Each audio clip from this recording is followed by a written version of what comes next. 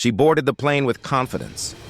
But by the time they closed the doors, the entire flight was grounded. What happened in those few tense minutes would shock everyone on board. Alicia Morgan had just wrapped up a major deal overseas, the kind most people in her industry could only dream of. As the CEO of a fast-growing tech company, she was used to negotiating in boardrooms, closing million-dollar contracts, and making tough calls. But nothing could have prepared her for the confrontation she was about to face. Not in a meeting, but on a plane. She thought she was just taking her seat. She had no idea she was about to be challenged in front of everyone.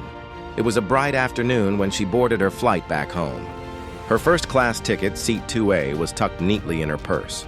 She was tired but relieved, ready to sink into her seat and let the long journey fade away. But when she reached her row, she froze.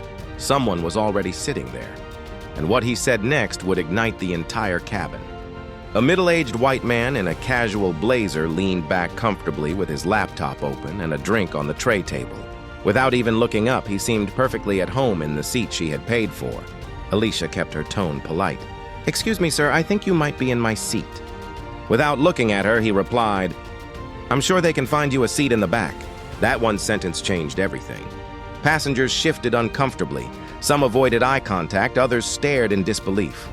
Alicia produced her boarding pass as a flight attendant approached, handing it over with calm certainty. The attendant checked it, glanced at the man, and hesitated. "Ma'am, maybe you could just take another seat so we can get everyone settled quickly." But Alicia wasn't about to be brushed aside. "No, I paid for this seat and I will be sitting here." And that's when the man made his biggest mistake yet. He finally looked at her with a smug smile and told the attendant, "You heard her. Find her somewhere else to sit." That's when the entire plane went silent. A ripple of disbelief spread through the cabin, and someone quietly began recording. The flight's purser arrived, followed by the captain.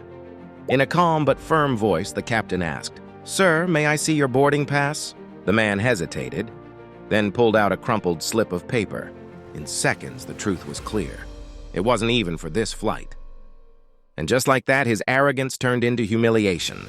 "Sir, you'll need to come with me," the captain said as two security officers boarded.